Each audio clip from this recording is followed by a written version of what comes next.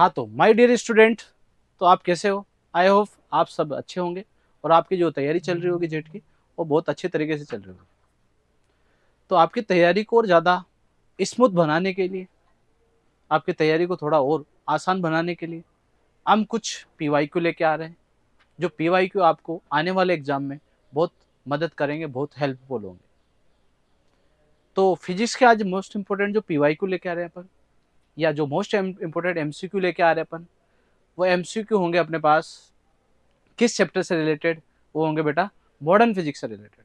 तो modern physics के अपन कुछ मोस्ट इंपोर्टेंट एमसीक्यू की आज चर्चा करेंगे, जो आई होप आपको ये क्वेश्चन एग्जाम में देखने को मिलेंगे, या तो ये कंसेप्ट मिलेंगे आपको देखने के, या फिर आपको क्वेश्चन ये बिल्कुल आपको वैसे ही देखने को मिलेंगे। ठीक है, तो आज अपन मॉडर्न फिजिक्स की चर्चा करेंगे, मॉडर्न फिजिक्स के मोस्ट इंपोर्टेंट एमसीक्यू की चर्चा करेंगे।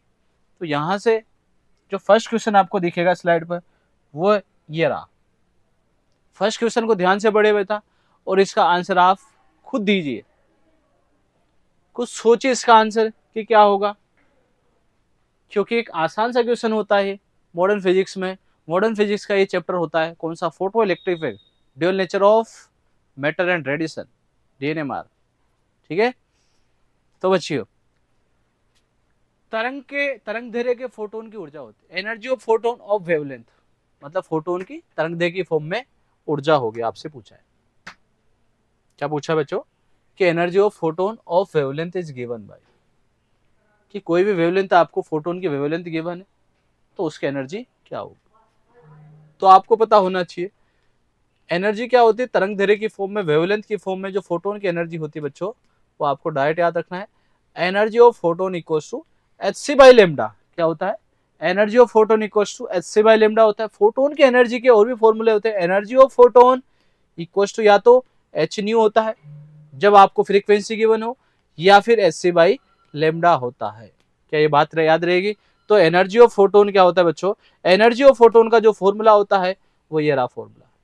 फ्रीक्वेंसी की फॉर्म में यहाँ पर न्यू एच क्या होता है? प्लांक कांस्टेंट होता है। प्लांक कांस्टेंट के बारे में आपको इसकी वैल्यू पता होनी चाहिए। प्लांक कांस्टेंट की वैल्यू क्या होती है बच्चों? प्लांक कांस्टेंट की जो वैल्यू होती है एच इक्वल्स टू 6.6, या अप्रोक्सीमेट इतना ले सकते हैं अपन, 10 की पावर माइनस का 34 जूल पर जूल मल्टीप्लाई सेकेंड। याद रहेगा, जूल इंटू सेकेंड। ठीक है, जो प्लांक कांस्टेंट होता है, प्लांक कांस्टेंट 6.6 अपन 10 की पावर माइनस का 34 जूल इंटू सेकेंड। बताइए। चलिए, तो यहां पर अपन से वेवलेंथ की फॉर्म में, वेवलेंथ गिवन है तो एनर्जी पूछा है, तो वेवलेंथ की फॉर्म में जो एनर्जी का फॉर्मूला होता है वो क्या होगा बच्चों? H C by lambda. क्या होगा? H C by lambda. तो fourth option is the correct option. Fourth option is the correct answer, ये हो जाएगा यहाँ पर। चलिए, अगर म्यू की फॉर्म में अगर आपको दे रखा है, आवर्ती की फॉर्म, म्यू क्या होता है? आवर्ती होता है। तो अगर आवर्ती की फॉर्म में अगर आपको एनर्जी पूछा जाए तो एनर्जी आवर्ती की फॉर्म में क्या हो जाएगी? एच नी हो जाएगी। तरंग दैर्घ्य की फॉर्म में, वेवलेंथ की फॉर्म में क्या हो जाएगी? H C by lambda. क्या ये आपको याद रखना? या फिर अगर आपको एक और याद रखना है कि अगर आपको वेवलेंथ एंगस्ट्रॉम में गिवन होती है तो एक और फॉर्मूला याद रख सकते हैं अपन, 12,400 अपॉन लेमडा। लेमडा को किस में लेना होता है? आर्मस्ट्रॉन्ग में। किस में लेना होता है? आर्मस्ट्रॉन्ग में। और ये किस में आएगी एनर्जी? इलेक्ट्रॉन वोल्ट में। किस में आएगी? इलेक्ट्रॉन वोल्ट में। ठीक है, एनर्जी अपन को किस में मिलेगी? यहाँ पर इलेक्ट्रॉन वोल्ट। डायरेक्ट आप वेवलेंथ की वैल्यू आर्मस्ट्रॉन्ग में पुट कीजिए और आप एनर्जी को निकालिए किसमें? इलेक्ट्रॉन वोल्ट में एनर्जी को फाइंड कीजिए। तो ये एनर्जी से, फोटोन की एनर्जी से रिलेटेड ये क्वेश्चन था। नेक्स्ट क्वेश्चन, फोटोन का विराम द्रव्यमान क्या होता है? The rest mass of photon. Photon का जो रेस्ट मास होता है बच्चों, वो याद रखना है कि फोटोन का रेस्ट मास क्या होता है? 0 होता है। फोटोन का रेस्ट मास क्या होता है? 0 होता है। याद रहेगा, फोटोन का रेस्ट मास कितना कंसिडर करते हैं अपन? फोटोन का रेस्ट मास 0 कंसिडर करते हैं। ठीक है, नेक्स्ट क्वेश्चन की तरफ अपन आगे बढ़ते हैं।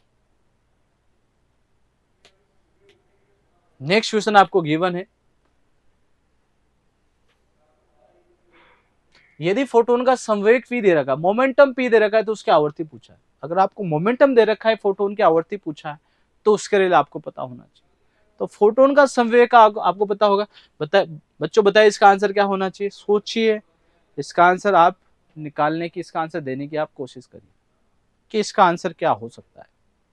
आप खुद से ट्राई करोगे तो आपको पता रहेगा कि अपन को चीजें कितनी पता है, कितनी याद रहती है। ठीक है, क्योंकि ये बिल्कुल क्वेश्चन जो फॉर्मूला बेस्ड क्वेश्चन है, फॉर्मूला अपन को याद करना ही पड़ेगा।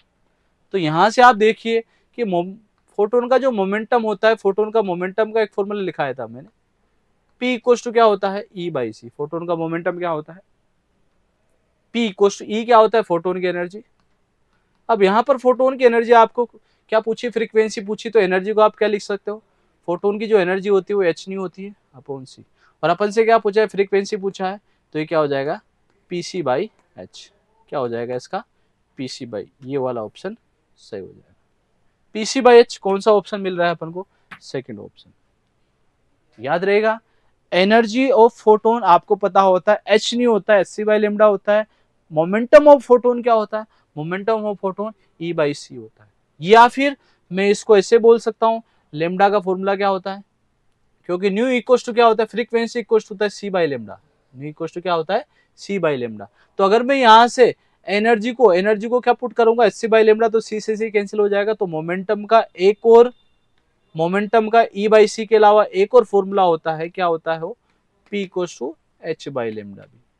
मोमेंटम का एक और फॉर्मूला होता है, E/c तो होता ही है जब आपको एनर्जी गिवन हो, पर अगर आपको जब वेवलेंथ भी गिवन हो, तरंग दैर्ध्य भी गिवन है, तो मोमेंटम का क्या फॉर्मूला यूज करेंगे, h/λ। h को अगर लेमडा से अपन डिवाइड कर देंगे तो अपन को क्या मिल जाएगा, फोटोन के मोमेंटम का फॉर्मूला क्या हो जाएगा, h/λ। लेमडा क्या होता है, फोटोन की तरंग दैर्ध्य, wavelength of photon.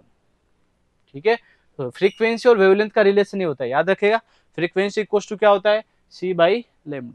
Frequency equal to c/λ। c क्या होता है, speed of light in vacuum. Lambda क्या होता है, वेवलेंथ ऑफ फोटोन। तो यहां से आपको अगर एनर्जी की फॉर्म में फोटोन का मोमेंटम पूछा जाए तो E/c यूज करेंगे, और अगर आपको वेवलेंथ की फॉर्म में मोमेंटम पूछा जाए तो h/λ यूज करेंगे। क्या बात क्लियर है। चलिए नेक्स्ट जो क्वेश्चन है, नेक्स्ट क्वेश्चन आपकी स्क्रीन पर, लेमडा तरंग दैर्ध्य के फोटोन का समय। ये बात हुई होगी, इससे पहले अपन ने क्वेश्चन डिस्कस किया था, उसी पर आधारित है अभी क्वेश्चन भी, उसी पर बेस बिल्कुल, कि लेमडा तरंग दैर्ध्य आपको दे रखे और फोटोन का समय पूछा है। तो फोटोन का समय कभी लिखा था अपन ने, P इक्वल्स टू क्या होता है, तरंग दैर्ध्य की फॉर्म में h/λ होता है। P इक्वल्स टू क्या होता है, h/λ। तो कौन सा ऑप्शन सही हो जाएगा यहाँ पर, P equals to h/λ। Last वाली स्लाइड में अपन ने जो लिखा था, मोमेंटम का फॉर्मूला लिखा था, E/c भी लिखा था, और h/λ भी अपन ने यूज किया था। क्या बात क्लियर है। नेक्स्ट क्वेश्चन की तरफ आगे बढ़ते हैं। नेक्स्ट क्वेश्चन में आपको दे रखा है 66 इलेक्ट्रॉन वोल्ट ऊर्जा वाले फोटोन की आवृत्ति क्या होगी। अब यहां पर क्या दे दिया, फोटोन की ऊर्जा आपको दे दी इलेक्ट्रॉन वोल्ट में, और क्या पूछ लिया उसने आपसे पूछ लिया आवृत्ति। तो आवृत्ति दे रखा और फोटोन की एनर्जी का रिलेशन क्या होता है, E equals to h nu होता है। एनर्जी जब h न्यू लिखते हो आप, तो एनर्जी आप किस में लिखोगे, यहाँ पर जूल में है, और तो एनर्जी किस में दे रखी है आपको, 66 इलेक्ट्रॉन वोल्ट। इलेक्ट्रॉन वोल्ट को किस में कन्वर्ट करना पड़ेगा, पहले जूल में। तो 1 इलेक्ट्रॉन वोल्ट में कितने जूल होते हैं, ये भी याद रखना है, मोस्ट इंपोर्टेंट। इलेक्ट्रॉन वोल्ट पहली बात तो किसके यूनिट होती है बच्चों, एनर्जी की यूनिट होती है इलेक्ट्रॉन वोल्ट। इलेक्ट्रॉन वोल्ट को जूल के अलावा, एनर्जी को जूल के अलावा अपन इलेक्ट्रॉन वोल्ट में भी ले लेते हैं। तो इलेक्ट्रॉन वोल्ट इक्वल टू क्या होता है, 1 इलेक्ट्रॉन वोल्ट इक्वल टू होता है 1.6 10 की पावर -19। यहाँ पर जो E रिप्रेजेंट कर रहा है वो इलेक्ट्रॉन का चार्ज रिप्रेजेंट कर रहा है। तो E इक्वल टू क्या हो जाएगा, यहाँ से 1.6 10 की पावर -19, तो 1 इलेक्ट्रॉन वोल्ट इक्वल टू 1.6 10 की पावर -19। तो पहले जूल को किस में कन्वर्ट करना पड़ेगा, पहले यहाँ पर इलेक्ट्रॉन वोल्ट, या बोलूं तो इलेक्ट्रॉन वोल्ट को किस में कन्वर्ट करो, इसको जूल में कन्वर्ट करो। तो H की वैल्यू आप जानते हो, प्लांक कांस्टेंट 6.6 10 की पावर -34, और न्यू आपसे पूछा गया है फ्रीक्वेंसी क्या होगी। तो यहाँ से न्यू की वैल्यू आप जब कैलकुलेट करोगे तो ये कितना हो जाएगा, न्यू इक्वल टू 66 मल्टीप्लाई 1.6 10 की पावर -19 अपॉन 6.6। यहाँ से इस पॉइंट को हटा दूंगा मैं, अभी तो लिख दो इसको 10 की पावर -34। क्या ऐसे यूज करूंगा, इस डेसिमल को हटाऊंगा तो ऊपर क्या हो जाएगा, 10 बढ़ जाएगा, और इस 66 से क्या हो गया, ये 66 कैंसिल। यहाँ पर कितना है, पावर ऊपर जाएगी तो नीचे माइनस की, तो ऊपर क्या हो जाएगी, प्लस की हो जाएगी। तो ये कितना हो गया, ये हो गया 1.6, कितना हो गया 1.6 10 की पावर ऊपर जाएगा तो माइनस का कितना हो जाएगा 90 -35, तो प्लस का क्या हो जाएगा 15 हो जाएगा, और ये 10 को 1.6 से मल्टीप्लाई करूंगा तो कितना आएगा 16 आएगा, और ये कितना हो जाएगा 15। तो आंसर कितना आ गया 16 मल्टीप्लाई 10⁻15 हर्ट्ज। तो कौन सा ऑप्शन करेक्ट होगा? यहाँ पर थर्ड ऑप्शन करेक्ट होगा। ठीक है, कैलकुलेशन करनी पड़ेगी। कैलकुलेशन इस तरीके से करिए बच्चा कि टाइम ज्यादा नहीं लगे, आसान बनाए, कैलकुलेशन को आसान बनाए। अब यहाँ पर अगर मैं मल्टीप्लाई कर देता तो फिर काटना मुश्किल हो जाता है, तो फिर कटता नहीं फिर वो। तो यहाँ पर आपको सोचना पड़ेगा कि कैलकुलेशन कैसे आसान होगी। तो कैलकुलेशन आसान करने का तरीका वो ये कि क्वेश्चन के बारे में जितने ज्यादा क्वेश्चन करेगा आपको पता लग जाएगा क्वेश्चन किस तरीके से पूछा गया है। ठीक है, तो आगे चलते हैं नेक्स्ट क्वेश्चन की तरफ। नेक्स्ट क्वेश्चन में आपको दे रखा है, पढ़िए आप और इसको ट्राई करने की आप कोशिश करिए।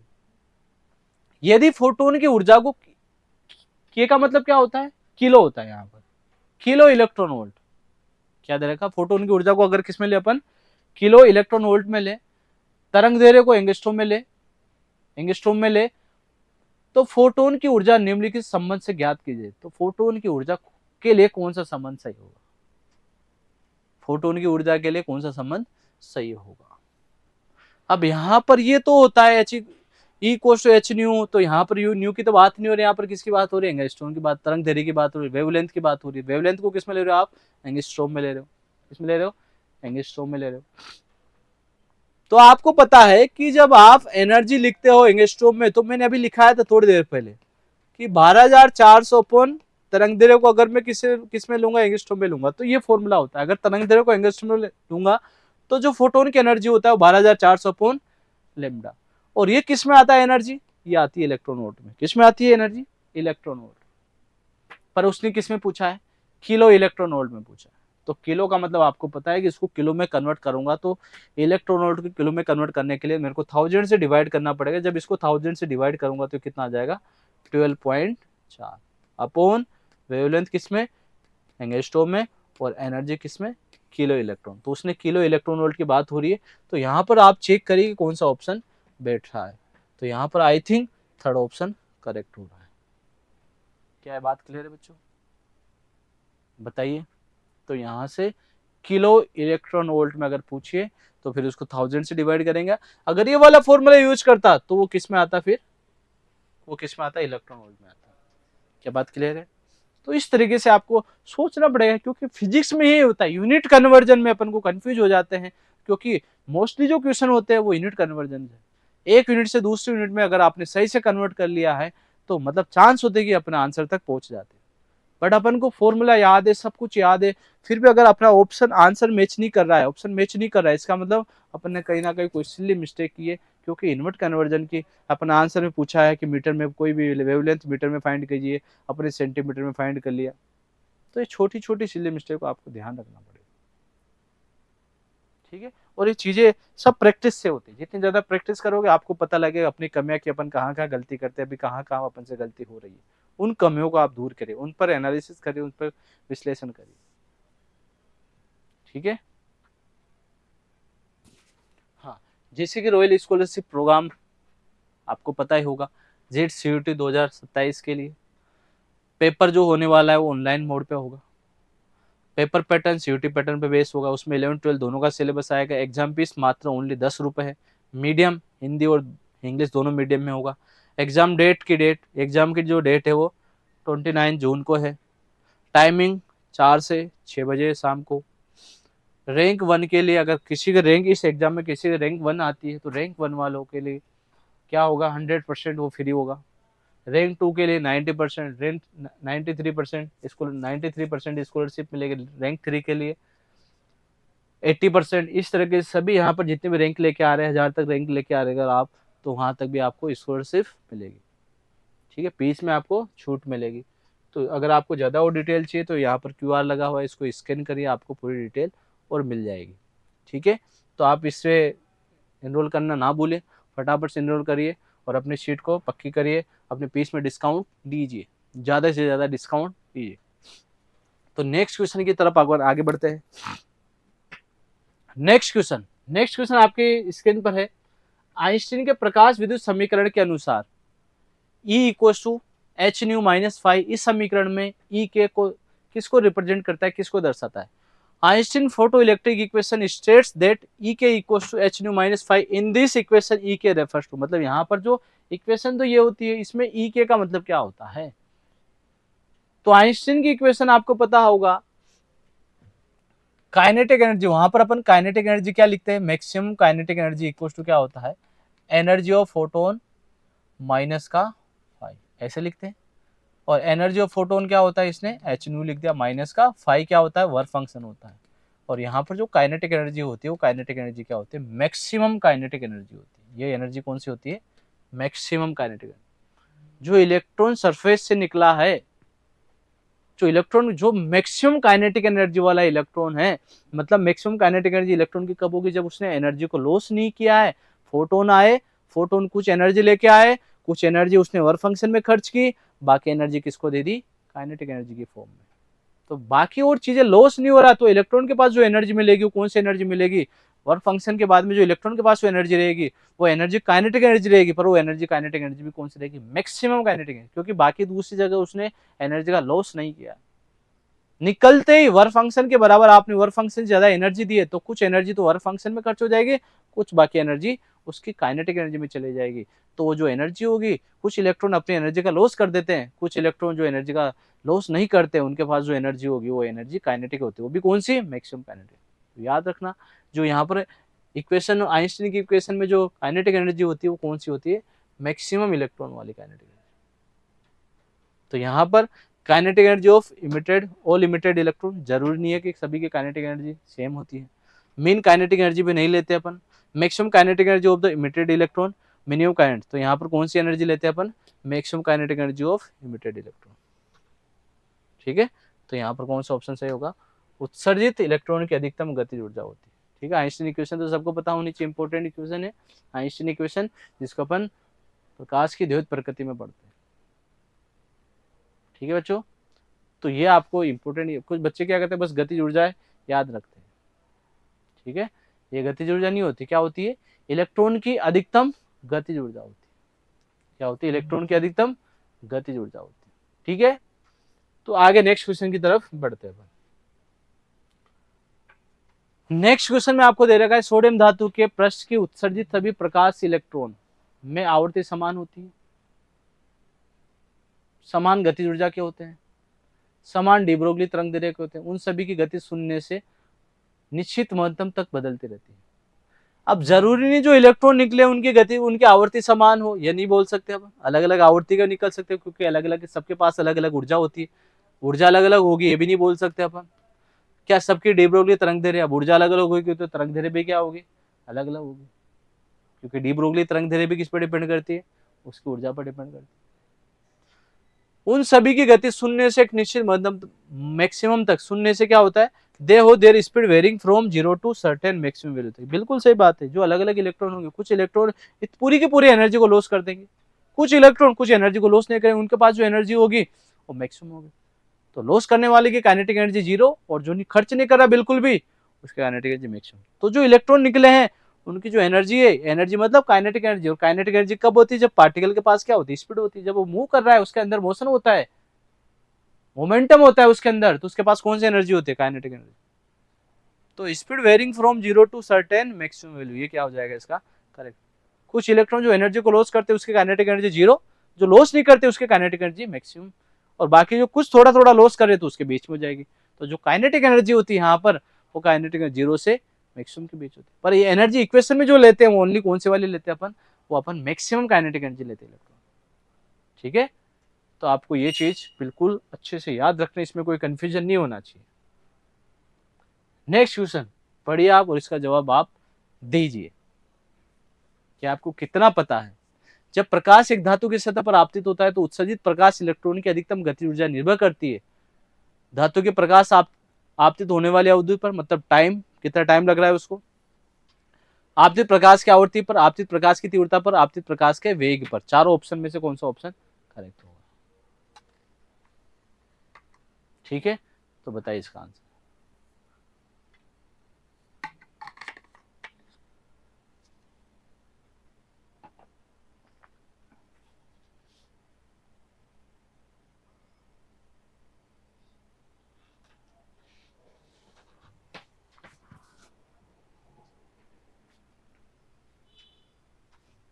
बताइए बच्चों।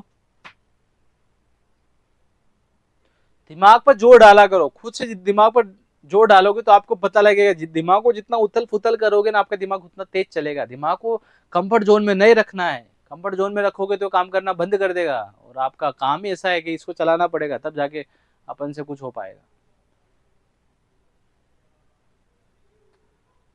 जब प्रकाश एक धातु की सतह पर आपतित होता है, प्रकाश बोलो या फोटोन बोलो, क्योंकि फोटोन ही क्या होता है, प्रकाश ही होता है, तो उत्सर्जित प्रकाश इलेक्ट्रॉन की अधिकतम गति ऊर्जा निर्भर करती है। गति ऊर्जा किस पर निर्भर करती है? अधिकतम गति ऊर्जा। क्या समय पर आपतित प्रकाश, तो गति ऊर्जा का समय से कोई मतलब नहीं होता है, कितना समय लग रहा है उससे। आपतित प्रकाश की आवृत्ति पर, आपतित प्रकाश की तीव्रता पर, आपतित प्रकाश के वेग पर। अब प्रकाश का वेग है तो प्रकाश का वेग तो जो आ रहा है वो तो सेम ही आएगा निर्वात में प्रकाश का वेग, उससे क्या मतलब है, ठीक है, उससे उसका रिलेशन नहीं होगा। अधिकतम गति ऊर्जा इलेक्ट्रॉन की, समझिए। अब ये सतह है, यहाँ पर प्रकाश आ रहा है, फोटोन आ रहा है। फोटोन की क्या होगी, कुछ आवृत्ति होगी। फोटोन की आवृत्ति किस पर डिपेंड करती है? फोटोन की ऊर्जा पर। अगर आवृत्ति बढ़ाओगे तो ऊर्जा क्या होती है फोटोन की, बढ़ती है।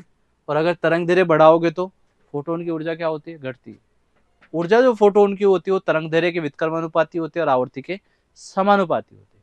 अगर आप फोटोन की आवृत्ति बढ़ा रहे हो तो फोटोन की ऊर्जा बढ़ेगी, अगर आप तरंग दैर्घ्य को बढ़ा रहे हो तो ऊर्जा घटेगी। ये दोनों को आप कंफ्यूज नहीं होना है।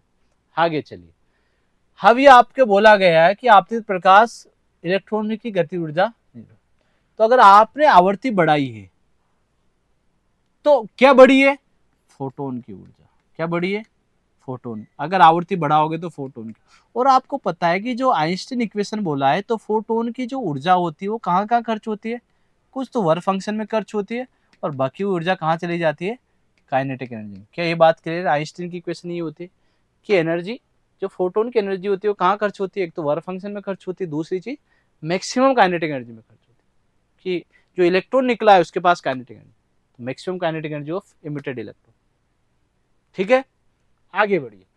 अब ये देखिए, वर्क फंक्शन तो किस पर डिपेंड करता है, एक मेटल का जो वर्क फंक्शन होगा वो क्या रहेगा, ये किस पर डिपेंड करता है, सरफेस ऑफ मेटल पर डिपेंड करता है।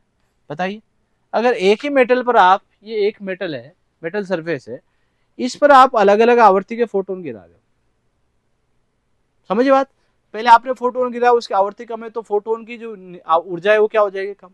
फिर आपने फोटोन को क्या किया, दूसरे फोटोन को इस पर गिराया जिसकी आवृत्ति आपने बढ़ा दी, तो दूसरे वाले फोटोन की ऊर्जा क्या होगी, ज्यादा होगी। अब इससे निकलने के लिए जो रिक्वायरमेंट होगी, मिनिमम जो रिक्वायरमेंट होगी, मिनिमम जो एनर्जी रिक्वायर्ड होती है, उसको वर्क फंक्शन बोलते हैं। अब ये तो फिक्स है ना, सरफेस तो फिक्स है ना, तो ये तो बोलेगा कि मेरे को आप इतनी एनर्जी दे दो, मेरा वर्क फंक्शन इतना है, मेरा वर्क फंक्शन अगर 2 इलेक्ट्रॉन वोल्ट है तो मेरे को मिनिमम एनर्जी कितना चाहिए, 2 चाहिए। 2 के अलावा आपके पास अगर ज्यादा होगी तो किस में बदल देगा, काइनेटिक एनर्जी में। तो अगर सपोज करो आपने इसका वर्क फंक्शन, इसकी जो निकालने के लिए जो मिनिमम रिक्वायरमेंट है वो कितना रिक्वायरमेंट है, 2 इलेक्ट्रॉन, तो 2 इलेक्ट्रॉन वोल्ट इसकी क्या है, वर्क फंक्शन। आपने दिया 10 इलेक्ट्रॉन वोल्ट का क्या, फोटोन। फोटोन की ऊर्जा कितनी है, 10 इलेक्ट्रॉन वोल्ट। तो 10 का दिया तो 2 तो किस में खर्च हो गया, वर्क फंक्शन निकालने में। बचा कितना, 8। 8 कहां चला गया, मैक्सिमम काइनेटिक एनर्जी। अब ध्यान समझना, अब आपने 20 का दिया, 20 इलेक्ट्रॉन वोल्ट एनर्जी का फोटोन, अभी भी कितना लेगा, अभी भी 2 ही लेगा। फोटोन की एनर्जी चेंज करने से वर्क फंक्शन चेंज नहीं। वर्क फंक्शन किसकी प्रॉपर्टी है, मेटल सरफेस की प्रॉपर्टी। याद रहेगा बच्चों। तो पहले भी 2 ही लेगा ये वर्क फंक्शन, बाद में 2 ही लेगा। पहले जब 10 सा भेज रहे थे तब भी 2 ही ले रहा था, तो बची हुई 8 कहां जा रही थी, काइनेटिक। अब 20 का भेज रहे हो तो अभी 2 ही लेगा, अब कितना बचेगा, 18। तो 18 क्या हो जाएगी, काइनेटिक एनर्जी। समझ के बात को, तो ध्यान से समझिए कि अगर आप एनर्जी को चेंज करते हो तो वर्क फंक्शन क्या रहेगा, कॉन्स्टेंट रहेगा। एनर्जी को चेंज करेंगे तो क्या चेंज होगी, काइनेटिक एनर्जी। तो एनर्जी को बढ़ाएंगे तो क्या बढ़ेगी, काइनेटिक एनर्जी बढ़ेगी। क्या बढ़ेगी, और एनर्जी कब बढ़ती है, जब फ्रीक्वेंसी को आप बढ़ाओ, या फिर वेवलेंथ को क्या करना पड़ेगा आपको, कम कर। या तो वेवलेंथ को कम करो या फ्रीक्वेंसी को बढ़ाओ, तो एनर्जी क्या होगी, फोटोन की बढ़ेगी। और एनर्जी फोटोन की बढ़ेगी तो काइनेटिक एनर्जी क्या होगी, बढ़ेगी। क्या ये बात क्लियर है? तो यहां से आप देखिए ऑप्शन कि उत्सर्जित इलेक्ट्रॉन की अधिकतम गति ऊर्जा किस पर निर्भर करती है, आपतित प्रकाश की आवृत्ति पर। अब पता लग गया किस पर निर्भर करेगी, आपतित प्रकाश की आवृत्ति पर। Frequency of incident, frequency of incident light किस पर डिपेंड करेगी, फ्रीक्वेंसी ऑफ इंसिडेंट लाइट। क्या ये बात क्लियर है, किस पर डिपेंड करेगी, frequency of incident light. Next question पढ़िए आप।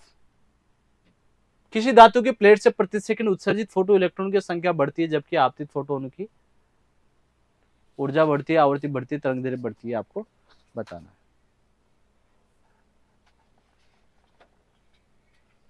बताइए।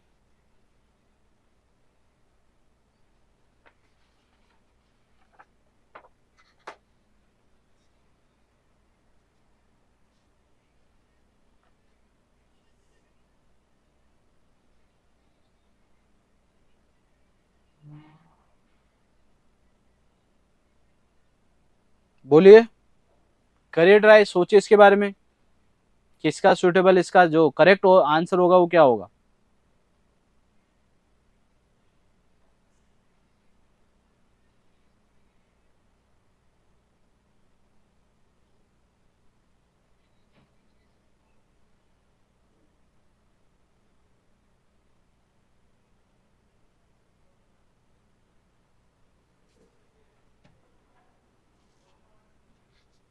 बताइए बच्चों।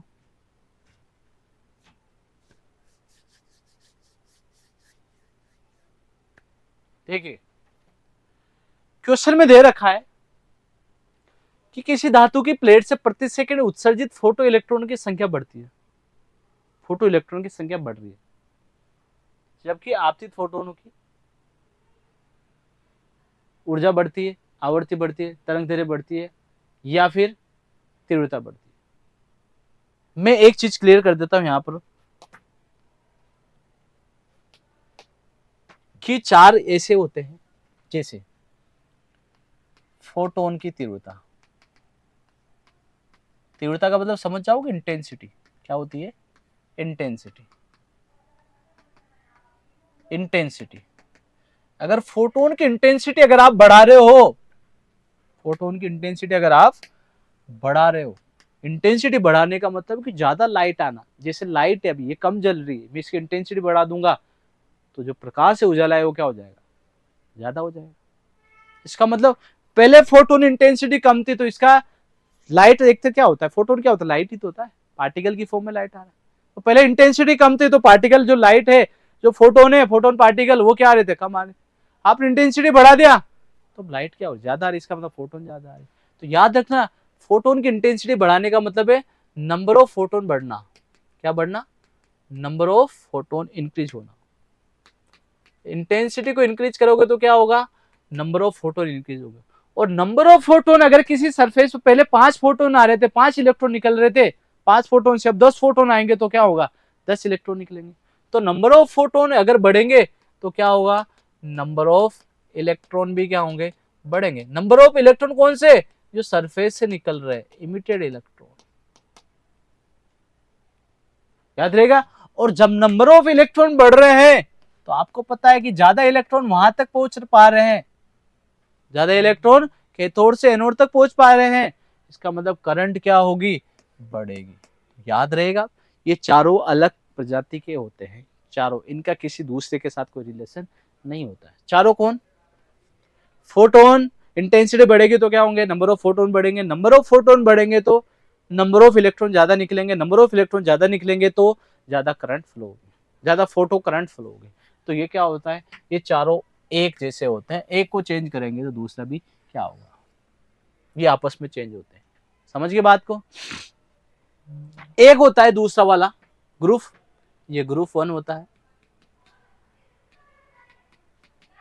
एक होता है ग्रुप 2। ग्रुप 2 में क्या होता है, मैंने बताया था, या तो आप फ्रीक्वेंसी को बढ़ा रहे हो, क्या कर रहे हो, फ्रीक्वेंसी को बढ़ा रहे हो, या फिर दूसरी चीज बढ़ाने की जगह वेवलेंथ को क्या कर सकते हो, कम कर सकते हो।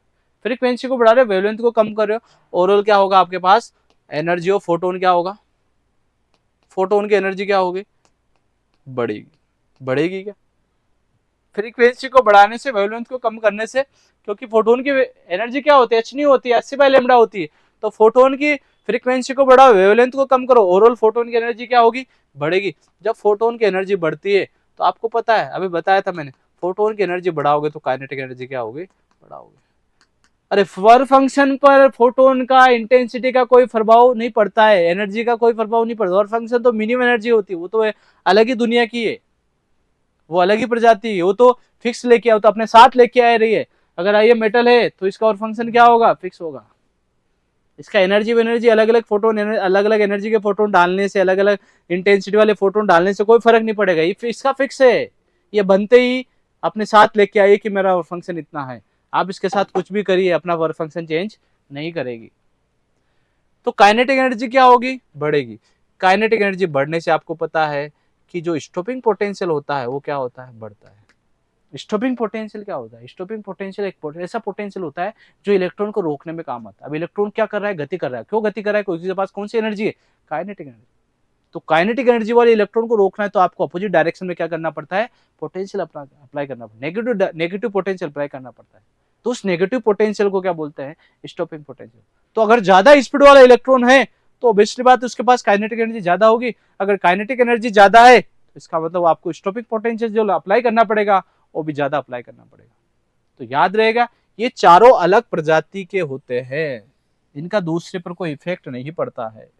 चारों कौन कौन से, फ्रीक्वेंसी बोला है, वेवलेंथ। फ्रीक्वेंसी बढ़ेगी तो फोटोन की एनर्जी बढ़ेगी, फोटोन की एनर्जी बढ़ेगी तो काइनेटिक एनर्जी बढ़ेगी, काइनेटिक एनर्जी बढ़ेगी तो स्टॉपिंग पोटेंशियल बढ़ेगा।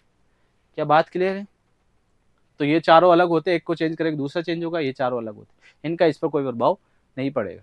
आगे देखिए, तो क्वेश्चन क्या था, इलेक्ट्रॉन की संख्या बढ़ रही है। इलेक्ट्रॉन की संख्या कब बढ़ेगी, जब क्या होगी, फोटोन ज्यादा आए होंगे। फोटोन ज्यादा कब आते हैं, जब तीव्रता बढ़ेगी। अरे बोलो, फोटोन ज्यादा कब निकलेंगे, जब क्या होगी, तीव्रता बढ़ेगी। तो क्या होगा, intensity of light, intensity of photon क्या होगा, इंक्रीज होंगे, तो नंबर ऑफ इलेक्ट्रॉन भी ज्यादा निकलेंगे। ठीक है। नेक्स्ट क्वेश्चन दे रखा है 6.2 इलेक्ट्रॉन वोल्ट। इलेक्ट्रॉन वोल्ट यहाँ पर दो जगह आ गई है, इलेक्ट्रॉन वोल्ट ये वही है, ये भी का मतलब इलेक्ट्रॉन वोल्ट का परावैंगनी प्रकाश एल्यूमिनियम सतह। एल्यूमिनियम सतह का कार्यफलन कितना दे रखा है, 4.2। उत्सर्जित तीव्रतम इलेक्ट्रॉन की अधिकतम गति ऊर्जा पूछिए। यहाँ पर गति ऊर्जा किस कौन सी पूछिए, समझ जाना, वही पूछिए आपसे, मैक्सिमम गति ऊर्जा। द अल्ट्रावायलेट रेडिएशन निकल रही है, फोटोन, वो रेडिएशन बोलो फोटोन बोलो, 6.2। तो ये फोटोन की एनर्जी है, फोटोन की एनर्जी कितना है, 6.2 इलेक्ट्रॉन वोल्ट। सरफेस का कार्यफलन वर्क फंक्शन कितना है, 4.2। और आपसे क्या पूछा है, आपसे पूछा है मैक्सिमम काइनेटिक एनर्जी। तो मैक्सिमम काइनेटिक एनर्जी आपको पता है ई माइनस का 5 होता है, तो कितना हो जाएगा, 6.2 माइनस का 4.2 कितना आ जाएगा, 2 इलेक्ट्रॉन वोल्ट। पर ऑप्शन देखोगे आप तो आपको यहाँ पर 2 इलेक्ट्रॉन वोल्ट नहीं दे रखा है। ऑप्शन यहाँ पर किसमें गिवन होगा, आपको पूछा गया है जूल में, किसमें बताना है आपको आंसर, जूल में। तो ये इलेक्ट्रॉन वोल्ट को किसमें कन्वर्ट करोगे, जूल में। तो 1 इलेक्ट्रॉन वोल्ट में कितने जूल होते हैं, 1.6। तो 2 में कितने हो जाएंगे, 2 से मल्टीप्लाई कर देंगे तो कितना आ जाएगा, 3.2 10⁻⁻⁹। अरे हो जाएगा ऑप्शन। तो अपना ये आंसर जूल में आ जाएगा। मैक्सिमम काइनेटिक एनर्जी किसकी, इलेक्ट्रॉन की, इसमें जूल में, बताइए। तो इस तरीके से अपन को ये क्वेश्चन करना है। इस तरह के क्वेश्चन जेट में पूछे जाते हैं, कोई अलग एक्स्ट्रा नहीं पूछा जाता, यही कंसेप्ट होता है। ठीक है बात, चलिए नेक्स्ट क्वेश्चन की तरफ। यदि आपतित प्रकाश की तीव्रता बढ़ा दी जाए, वही आ गया अभी, तीव्रता बढ़ाने से क्या होगा, विद्युत धारा बढ़ जाएगी, बिल्कुल सही बात है। तीव्रता बढ़ाने से क्या होती है, विद्युत धारा बढ़ती है। क्या विद्युत धारा कम हो जाएगी, नहीं होगी। उत्सर्जित इलेक्ट्रॉन की गति ऊर्जा का तीव्रता वाली के साथ कोई, क्योंकि ऊपर कौन कौन आता है, तीव्रता आती है, फोटोन की संख्या आती है और इलेक्ट्रॉन की संख्या आती है, और इलेक्ट्रॉन की संख्या के साथ धारा आती है। ये ऊर्जा वाला नीचे की फ्रीक्वेंसी के साथ वाले रिलेशन होते हैं, तो ऊपर वाले का नीचे वाले तीव्रता के साथ कोई संबंध नहीं होता। तो आपको पता है कि तीव्रता बढ़ेगी तो ज्यादा फोटोन बनेंगे, ज्यादा फोटोन बनेंगे ज्यादा इलेक्ट्रॉन निकलेंगे, ज्यादा इलेक्ट्रॉन निकलेंगे तो ज्यादा धारा बहेगी। तो इसका कौन सा ऑप्शन आ जाएगा, फर्स्ट ऑप्शन करेक्ट हो जाएगा। ठीक है, फोटो इलेक्ट्रिक करंट इंक्रीज, क्या हो जाएगी, फोटो इलेक्ट्रिक करंट इंक्रीज हो जाएगी। तो जो बैच है जेट सीयूटी का लॉन्ग ईयर के बैच स्टार्ट हो रहे हैं, 1 जुलाई से स्टार्ट हो रहे हैं। ठीक है, तो आप जल्दी से एनरोल कीजिए। ज़्यादा डिटेल के लिए आप एक QR लगा हुआ है, इसको स्कैन कीजिए। ठीक है, तो 1 जुलाई से आपके बैच लॉन्ग ईयर के स्टार्ट है। अपना टाइम खराब नहीं कीजिए और फटाफट से आप ज्वाइन कीजिए रॉयल इंस्टीट्यूट को। नेक्स्ट क्वेश्चन, प्रकाश विद्युत प्रयोग में निम्नलिखित में से क्या आपतित विकिरणों की तीव्रता पर निर्भर करती है। बार बार वही आती है, आपतित विकिरणों की तीव्रता पर कौन निर्भर कर रही है, प्रकाश विद्युत धारा। ये तीनों अलग प्रजाति के होते हैं, कार्यफलन तो निर्भर करता ही नहीं है। ये दोनों अलग प्रजाति के होते हैं, ये अलग का होता है, कार्यफलन तो किसी पर निर्भर नहीं करता। तो प्रकाश विद्युत तीव्रता बढ़ाने से क्या बढ़ती है, प्रकाश विद्युत धारा बढ़ती है। बार बार वही क्वेश्चन है। इसके बाद है फिर अपने पास क्वेश्चन कि 1 किलोग्राम द्रव्यमान से ऊर्जा लगभग कितना, 1 किलोग्राम द्रव्यमान, ये कहाँ आ गया अपन, ये अपन नेक्स्ट चैप्टर में आ गए, कौन सा वाला, नाभिक वाला चैप्टर, न्यूक्लियर वाला चैप्टर। आइंस्टीन की समीकरण, आइंस्टीन ने क्या बोला था, आइंस्टीन की, एक तो आइंस्टीन की प्रकाश विद्युत प्रभाव समीकरण होती है, एक आइंस्टीन इक्वेशन होती है, ठीक है। ई इक्वल्स टू क्या होता है, एम सी स्क्वायर होता है क्या, E equals to M C square. ऊर्जा समीकरण होते हैं आइंस्टीन के द्रव्यमान ऊर्जा संबंध, इसको क्या बोलते हैं, आइंस्टीन का ऊर्जा द्रव्यमान ऊर्जा संबंध। आइंस्टीन ने बोला था कि कोई भी पदार्थ होता है उसका द्रव्यमान होता है तो उसके अंदर क्या होती है, ऊर्जा होती है। कितनी ऊर्जा होती है उसके अंदर, E equals to M C square. ए क्या होता है उस पदार्थ के अंदर संचित ऊर्जा, एम क्या होता है उस पदार्थ का द्रव्यमान, सी क्या होता है, सी होता है प्रकाश का वेग, प्रकाश का निर्वात में वेग। तो ई इक्वल्स टू क्या होता है, एम सी स्क्वायर होता है। तो यहाँ पर कितने में पूछा, 1 किलोग्राम द्रव्यमान से प्राप्त ऊर्जा कितनी होगी, 1 किलोग्राम में कितनी ऊर्जा होगी। तो द्रव्यमान कितना है, द्रव्यमान को किस में लेते हैं, किलोग्राम में लेते हैं। सी कितना होता है, सी होता है 3 × 10⁸ इसका क्या करना पड़ेगा, स्क्वायर करना पड़ेगा। तो यहाँ से कितना आ गया, एक की जगह एक, 3 का स्क्वायर कितना होगा 9, और 10⁸ का स्क्वायर कितना हो जाएगा 16। तो आंसर कितना आ गया, 9 × 10⁸ पर आप जब ऑप्शन देखोगे तो आपको ऑप्शन में मैच नहीं मिलेगा। तो ये होता है कंपटीशन में कि आप ऐसे छोड़ के आ जाओगे, कितना आसान क्वेश्चन को क्या छोड़ के आ जाओगे, अपन को थोड़ा सोचना पड़ता है। फिर आपने किया, सब कुछ किया, पर ऑप्शन मैच नहीं कर रहा।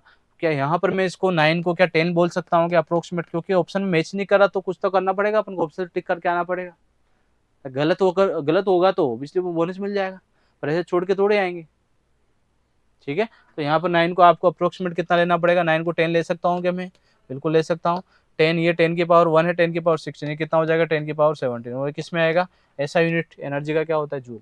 तो फिर ये ऑप्शन सही होगा, ठीक है। तो ये चीज़ें भी अपन को ध्यान रखनी होती है, हर चीज़ें ध्यान में रखते हुए अपन को पेपर सोल्व करना होता है, छोटी छोटी चीज़ें भी ध्यान में रखना होता है। अगर ऑप्शन मैच नहीं कर रहा तो आप उसका आसपास का ऑप्शन देखिए कि इसके आसपास का ऑप्शन क्या हो। तो 9 को मैंने यहाँ पर क्या मान लिया, 10 मान लिया, ठीक है। क्योंकि ऑप्शन में जो वेरिएशन है बहुत ज़्यादा वेरिएशन है ना, जब गैप ज़्यादा होता है तो आप फिर वहाँ पर अप्रोक्सीमेट लेके आप कर सकते हो, ठीक है। ये ऑब्जेक्टिव पेपर का जो होता है ये भी एक एडवांटेज होता है कि आपका बिल्कुल एग्जैक्ट ऑप्शन मैच नहीं कर रहा तो आसपास देख के कर लीजिए, ठीक है। तो आगे बढ़ते हैं फिर नेक्स्ट क्वेश्चन की तरफ अपन। अब इसका आप बताइए 1 माइक्रोग्राम, आप ट्राई करिए इसका आंसर बताइए। 1 माइक्रोग्राम पदार्थ द्वारा प्राप्त ऊर्जा, कि 1 माइक्रोग्राम से मेरे को कितनी ऊर्जा मिलेगी, 1 माइक्रोग्राम में कितनी ऊर्जा संचित होती है। तो ये अभी उसी पर आधारित है जैसे अभी किया था अपन आइंस्टीन की द्रव्यमान ऊर्जा संबंध समीकरण से, तो वहां से ये क्वेश्चन, इसको आप सोल्व करिए।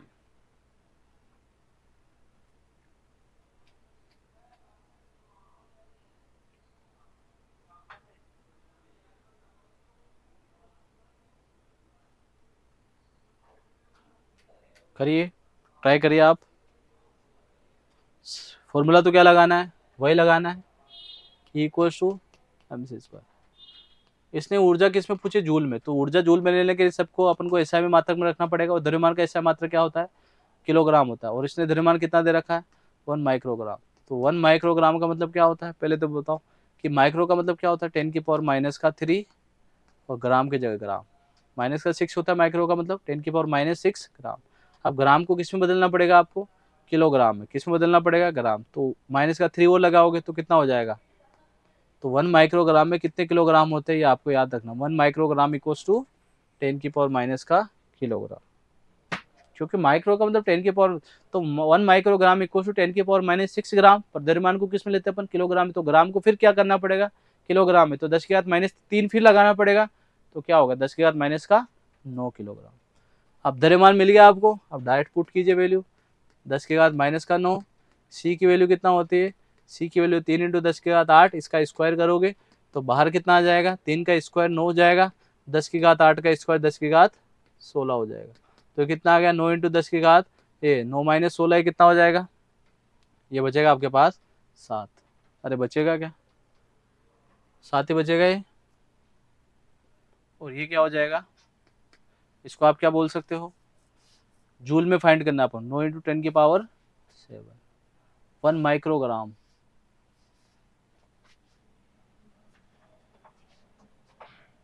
(10⁻⁻) किलोग्राम हो गया 1 माइक्रोग्राम, माइनस का 9 किलोग्राम, -9, यहाँ से अपन ने इसको m से मल्टीप्लाई किया, c से c का कितना हो जाएगा 9 हो जाएगा, 10⁻7 प्लस 16 - 9 कितना आएगा 7 ही आएगा, तो 7 हो जाएगा 10 की पावर। तो 9 × 10⁻7 9 मल्टीप्लाई 10 की पावर 7, यहाँ पर अपन को ऑप्शन मैच नहीं कर रहा है। Microgram of matter converted into energy will be, तो इसका आंसर तो इसके अकॉर्डिंग तो क्या होगा 9 मल्टीप्लाई 10 की पावर 7, या फिर अपन ज़्यादा से ज़्यादा इसको क्या बोल सकते हैं 10 की पावर 8 जूल भी बोल सकते हैं, क्योंकि जूल में अपन से पूछा गया आंसर। तो इसका आंसर तो यही करेक्ट होगा 1 माइक्रोग्राम, क्योंकि माइक्रो का मतलब क्या होता है, माइक्रो का मतलब तो 10 की पावर माइनस होता है ना, मिली होता है तो 10 की पावर -3, तो माइक्रो, तो माइक्रोग्राम में 10 की पावर माइनस का 6 ग्राम और 10 की पावर माइनस 9 किलोग्राम, तो माइनस तो 9 होगा। और द्रव्यमान सी की जगह कितना हो जाएगा 9 × 10 की पावर 16, 16 यहाँ पर हो जाएगा, प्लस का 16 माइनस का 9, तो प्लस का 7 बचेगा, बिल्कुल सही है। तो 9 मल्टीप्लाई 10 की पावर 7 होगा, या फिर 9 मल्टीप्लाई 10 की पावर, मतलब इसको अगर 10 मानूँ तो अब यहाँ पर हो सकता है कि इन्होंने, यहाँ पे हो सकता है कि इन्होंने कुछ कर रखा है ग्राम को, माइक्रो को अगर उन्होंने 10 की पावर 6, ठीक है, आंसर तो अपना यही होगा बट, है ना, अपना करेक्ट आंसर क्या होगा 9 मल्टीप्लाई 10 की पावर 7, ठीक है। आगे की तरफ चलते हैं।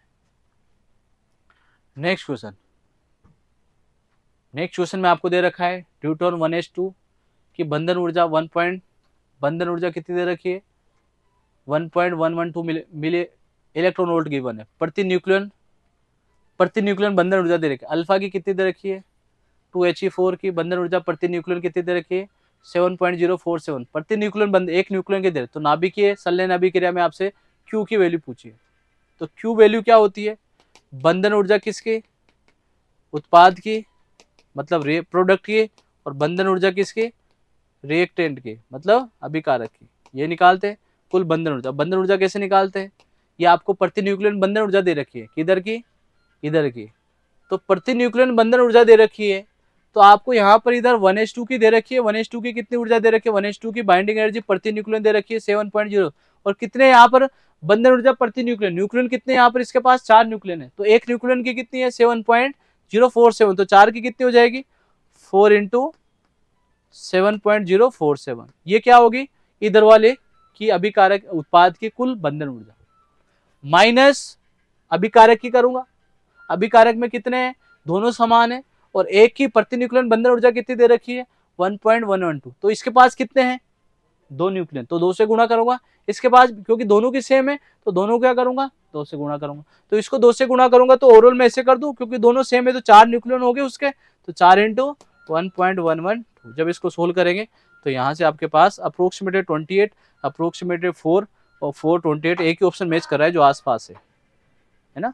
जब इसको अप्रोक्सीमेट सोल्व करोगे तो 28 क्या आएगा, इसको सोल्व करोगे 4, तो 28 - 4 ये मतलब है लगभग अप्रोक्सीमेट 24 या 23.8, एक ही ऑप्शन अपने पास यहाँ पर, इसके आसपास है, बाकी ऑप्शन सब दूर दूर है, ठीक है। तो बच्चों आज की क्लास में इतना ही, नेक्स्ट क्लास में अपन नए चैप्टर के साथ आएंगे, तो आई होप आपको क्लास अच्छी लगी होगी। ये MCQ आपको फिर से दोबारा से रिवाइज करने हैं ताकि आपको ये हो जाए कि इस तरह के क्वेश्चन अपन को बार बार देखने को मिलते हैं। ओके भाई, आज के लिए।